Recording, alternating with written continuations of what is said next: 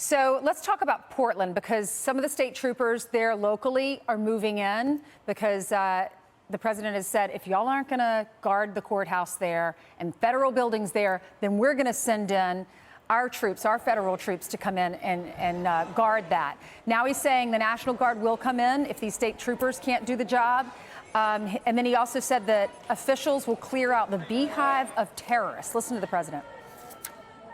These protesters, and many should be arrested, because these are professional agitators. These are professional anarchists. These are people that hate our country. We're telling them right now that we're coming in very soon, the National Guard. These are not people that just have to guard the courthouse and save it. These are people that are allowed to go forward and do what they have to do. And I think that makes the governor's job and the mayor's job a lot easier. So they're working today and probably tomorrow to clean out this beehive of terrorists. Then slowly we can start to leave the city. If they don't do it, we'll be sending in the National Guard. So let's bring in Acting DHS Secretary Chad Wolf to find out the latest in Portland. Good morning to you. Good morning. Good morning. How did it work last night? It worked fairly well. What we saw is a robust contingent of Oregon State Police come into the area yesterday afternoon. Together with Portland Police Bureau, they cleaned out the parks across the street from the courthouse. And what we saw overnight is almost little to no criminal activity. And that really is how it should be. It reinforces the principle: if you work with federal, state, and local law enforcement, work together, we can protect our communities, we can secure our communities, we can secure federal properties and protect law enforcement officers. And this is what we've been asking for over 60 days. And I'm glad Oregon and Portland has finally stepped up to the challenge. So the way I understand it, you would know better, there was 100 state troopers there guarding, and you guys were standing by should something go wrong. All you asked Ted Wheeler to do is use his state police to guard federal buildings. When he wouldn't, you had no choice. The mayor makes you the bad guy. And now you sit there. Now finally the governor saw that you weren't backing down and did what you asked him to do all along. Does that feel good to a degree? Well, Brian, it certainly reinforces what we have been saying all along, which is we're going to continue to secure that courthouse, that seat of justice in Portland. That's our job. That's our responsibility. And we're not backing away from that. And what we've been asking Portland and Oregon to do is to police city streets, police city parks, do their jobs, and arrest individuals that are committing criminal acts.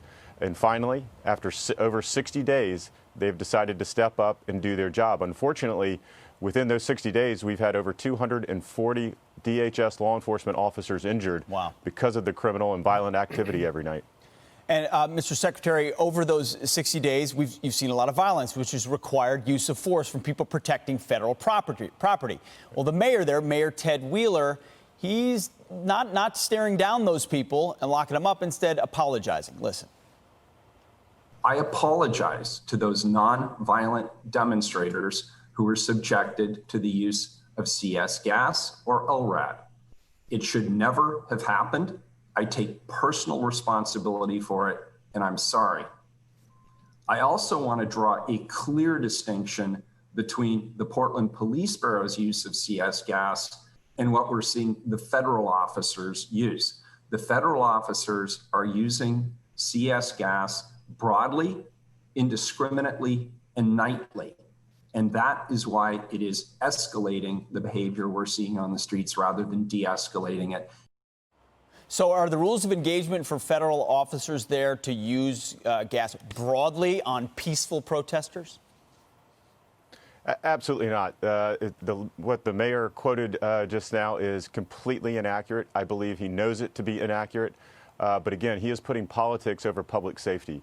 What we know is there are nonviolent, peaceful protests that occur in Portland, occur around that courthouse every day, and there are no issues. The violent criminal activity that the mayor is, again, not telling you the truth about occurs between midnight and 5 a.m. every morning, and it is violent criminals and other opportunists, violent opportunists that are attacking that courthouse, and that's what we are concerned about. There are no peaceful protesting going on at 3:30 and 4 a.m. in the morning at that courthouse. That occurs earlier in the day, and there are no issues. So the mayor is intentionally confusing issues and, again, playing politics over public safety. It's just not, if you just think about common sense here. Look, if there's peaceful protests, you don't need tear gas, right? We all agree you can peacefully Absolutely. protest, but it's when it gets violent, and we see all these videos of tons of people going toward like 10 or 15 officers that are trying to guard a monument or a courthouse. And I am worried about their safety. And when you have individuals throwing rocks and bottles at them, the police officers in Portland found recently a sledgehammer, gas cans. And so these officers were asking them to go out there, and then what are they supposed to do when these crowds start coming for them? Tear gas is not going to kill you. It's going to keep the violent people away from hurting our police officers. What do you make of this, of the increase of violence?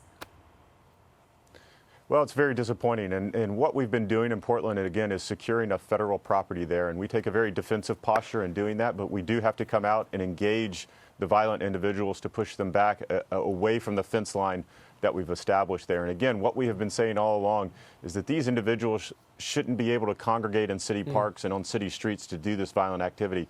We've been asking for 60 days for Portland police or Oregon police to do their job. And for whatever reason, it took 60 days. It took my law enforcement officers 245 injuries, over 90 arrests for them to step up and to do their job. I'm glad they're here. I'm glad they're partnering with us. That we can hopefully bring this to a very peaceful conclusion very quickly. Mr. Secretary, they were also demonstrating outside your house. They're doing it outside the Nassau County Police Commissioner's house, around the NYPD Commissioner's house. This is the new trend. Go to their house. Even the liberal mayors are getting protested there. So you got to worry about your own security. Now, in the big picture, do the federal troops, agents move out of Portland? And if so, what date? And are you going to leave Seattle as well, as we head to a weekend where they tell you can't use, legally, the city council said you're not supposed to use a fence? Well, there in Portland, we are remaining in Portland. So all of our DHS law enforcement officers that have been there over the past 60 days will remain there in Portland until we are assured that the plan that has been put in place by the governor and Oregon State Police will be effective night after night after night. Yesterday or last night was the first night that they have been deployed. Right. What we know are the weekends are more violent, so we're going to remain there until we're assured that that courthouse is safe and secure. Other cities like Seattle that you mentioned and others, we have, as we get intelligence and threat information that federal properties are targeted, we send in standby teams of law enforcement personnel, and when that threat passes, we remove those teams. So it's very much like we do every other day of the year with law enforcement around the country. Mr. Secretary, real quick exit question. What is the threshold by which the National Guard would be deployed? We've heard the president talk about that in Portland. Sure. Well, I think, again, we've got to see if the Oregon State Police put together an effective plan. And if they don't, and the criminal activity continues there at the courthouse, and the Oregon State Police are overrun, then that's certainly an option that the president has continued to talk about. It's certainly an option that we will look at. But we are looking forward to Oregon State Police and others there, Portland Police, that are now involved in this issue. We hope that they will do their job. Thank you so much, Chad Wolf, for being with us. We appreciate it. Appreciate it, sir.